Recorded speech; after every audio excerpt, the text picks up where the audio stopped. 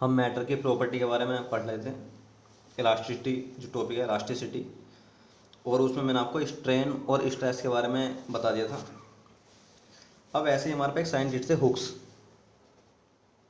Hooke's law.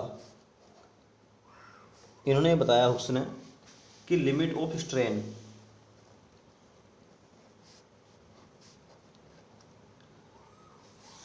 की limit होनी चाहिए। ऐसा नहीं कि तुम किसी भी बॉडी को इनडायरेक्टली वे में उसमें इलास्टिसिटी की जो लिमिट है उससे आगे तक खींच रहे हो, ऐसा नहीं है। बॉडी में इलास्टिसिटी की प्रॉपर्टी है लेकिन लिमिट है उसकी अपनी है, ठीक है। ऐसा नहीं कि बॉडी हमेशा इलास्टिक बनी रहेगी, बॉडी में चेंज हो सकता है।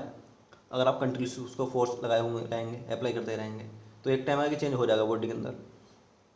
तो अगर स्ट्रेन की लिमिट है तो हुक्स ने बताया कि किसी बॉडी में जो स्ट्रेस है वो डायरेक्टली प्रोपोर्शनल होता है स्ट्रेन के। स्ट्रेस डायरेक्टली प्रोपोर्शनल है स्ट्रेन के।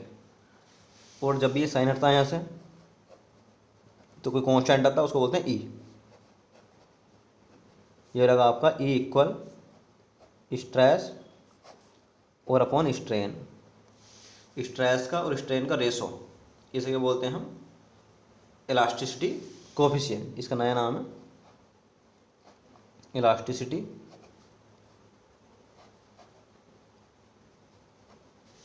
Coefficient, stress upon strain.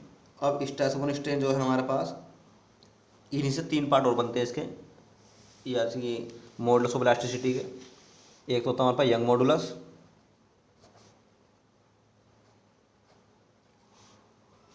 एक होता है हमारे पास बल्क मॉडुलस,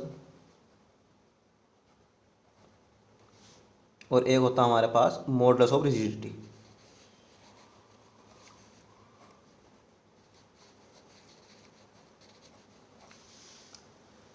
जो हमारे पास यंग मॉडुलस है वो क्या होता है, अगर बॉडी की लेंथ के अलोंग वर्क हो रहा है, मीन्स लॉन्गिट्यूडनल स्ट्रेस और अपॉन लॉन्गिट्यूडनल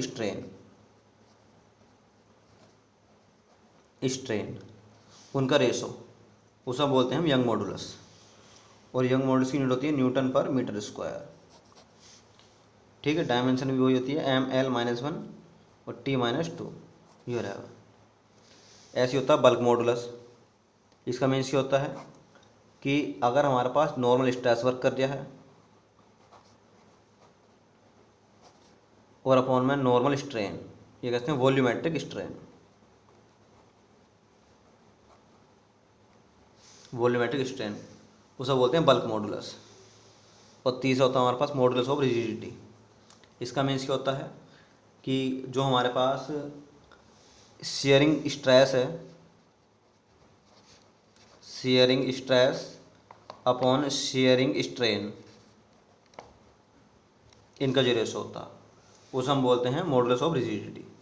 इसको वाई से लिखते हैं, इसको बी से लिखते हैं, और इसको नीटा या ईटा से लिखते हैं।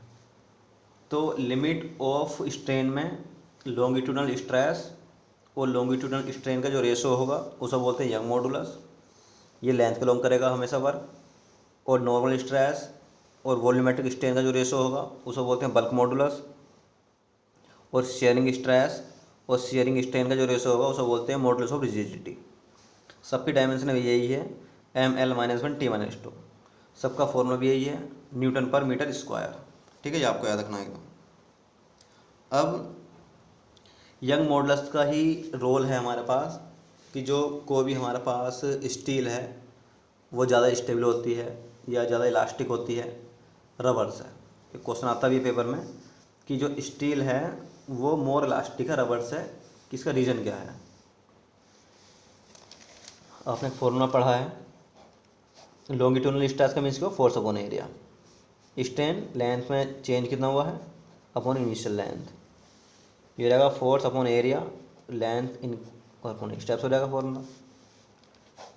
अब मैंने कह लिया कि फोर्स कितना है यानी कि वेट mg, ठीक है, एरिया है और लेंथ। तो अगर हम बॉडी पे जो हमारे पास रबर है या आपकी स्टील है उसमें अगर आपका एरिया सेम है, क्रॉस सेक्शन एरिया, वेट आप उस पर लगातार बराबर लटका रहे हैं, स्टार्टिंग लेंथ बराबर थी अगर दोनों के लिए, तो यंग मॉडुलस किसके प्रोपोर्शनल होगा, 1/लेंथ के। ठीक है, बाकी कोई भी चीज़ वेरी नहीं कर रही, केवल लेंथ वेरी कर रही है। तो अगर जब आप उसको वेट लटकाएंगे तो ज़्यादा जो चेंज होगा वो किस में होगा, रबर में। तो इसका मीन्स है कि यंग मॉडुलस कम किसका होगा, रबर का। तो ये होगा हमारे पास जो रबर है उसमें हमारे पास, क्योंकि लेंथ इंक्रीज ज़्यादा होगा रबर में, लेंथ चाहिए ज़्यादा मिलेगा स्टील से, इसका मतलब है स्टील का जो होगा यंग मॉडुलस वो ज़्यादा होगा रबर से। तो मोर इलास्टिक कौन होगा, रबर। ठीक है, ये आप याद रखेंगे। तो आज आप देख लेंगे पड़ गए, बाकी नेक्स्ट वीडियो।